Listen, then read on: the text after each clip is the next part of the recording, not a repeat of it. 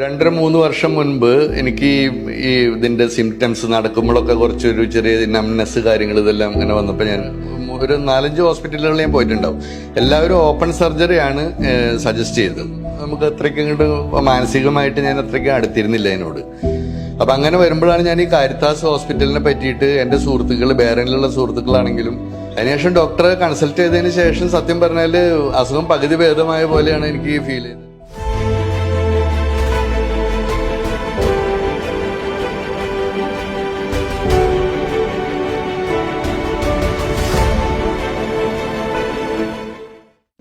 എൻ്റെ പേര് സുമേഷ് എന്നാണ്.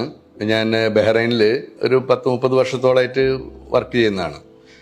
ഒരു 2-3 വർഷം മുൻപ് എനിക്ക് ഈ ഇതിൻ്റെ സിംറ്റംസ് നടക്കുമ്പോഴൊക്കെ കുറച്ചൊരു ചെറിയ നംനെസ് കാര്യങ്ങൾ ഇതെല്ലാം ഇങ്ങനെ വന്നപ്പോൾ ഞാൻ ബഹ്റൈനിലുള്ള ഡോക്ടേഴ്സിനെ കണ്ടിരുന്നു. അപ്പോൾ അവർ ഇത് എക്കോ ടെസ്റ്റ്, ത്രെഡ് മില്ല് ഇതെല്ലാം ചെയ്തു. അതിന് ശേഷം എന്നോട് പറഞ്ഞു ബ്ലോക്ക് ഉണ്ട്, എത്രയും വേഗം നാട്ടിലോട്ട് പോകുന്നതാണ് ബെറ്റർ എന്ന് പറഞ്ഞു.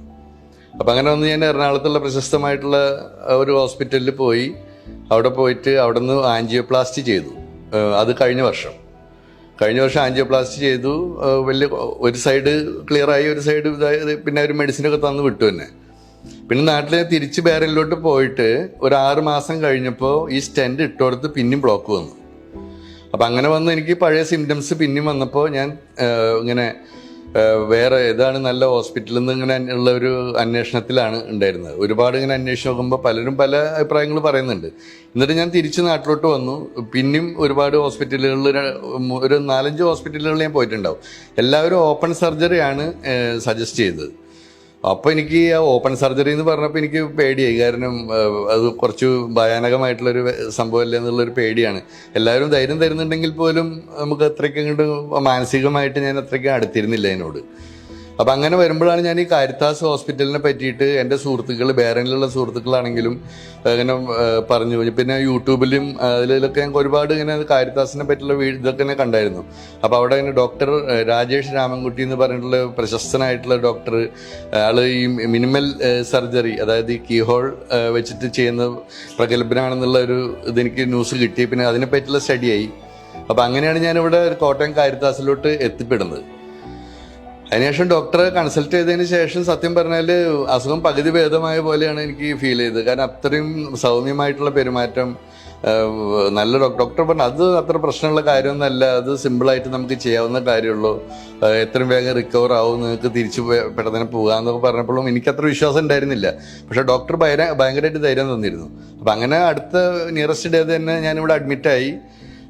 എല്ലാം വളരെ സ്മൂത്തായിരുന്നു. നേഴ്സിംഗിൻ്റെ സർവീസ് ആണെങ്കിലും എല്ലാ കാര്യങ്ങളും അപ്ഡേറ്റഡ് ആണ്. എല്ലാം വളരെ കൃത്യമായിട്ട് എല്ലാം എവരി മിനിറ്റ് തന്നെ അവർ വന്നിട്ട് നമ്മളെ പ്രഷർ ചെക്ക് ചെയ്യലും കാര്യങ്ങളും എല്ലാതും വളരെ അപ്ഡേറ്റഡ് ആണ്.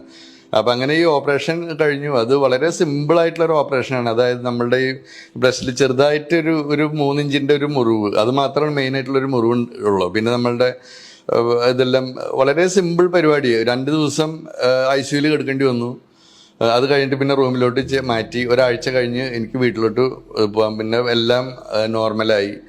ഇപ്പോൾ എല്ലാതും സ്വയം തന്നെയാണ് ചെയ്യുന്നത്, സിമ്പിളായി. ഇപ്പോൾ ഡോക്ടറിനോട് പറഞ്ഞിരിക്കുകയാണ് ഇപ്പോൾ വിദേശത്ത് ട്രാവൽ ചെയ്യണോണ്ട് കുഴപ്പമില്ല എന്നെല്ലാം പറഞ്ഞു. അത്രയും വളരെ സിമ്പിളാണ്, അധികം മെഡിസിനും ഇല്ല. ഞാൻ എൻ്റെ ഒരുപാട് കൂട്ടുകാർക്ക് ഞാനിപ്പോൾ റെഫർ ചെയ്തിട്ടുണ്ട് ഡോക്ടറെ.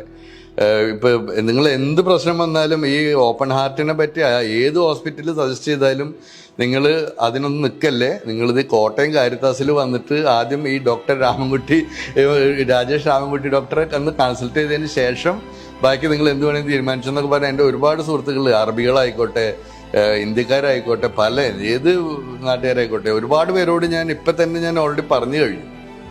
ഇതാണ് എനിക്ക് ഇതിൽ കൂടുതലൊന്നും പറയാനില്ല. രാജേഷ് സാറിനെ ഞാനൊരു ദൈവത്തിനെ പോലെ കാണും. ഞാൻ എൻ്റെ കുടുംബം അദ്ദേഹത്തോട് എന്നും കടപ്പെട്ടിരിക്കും.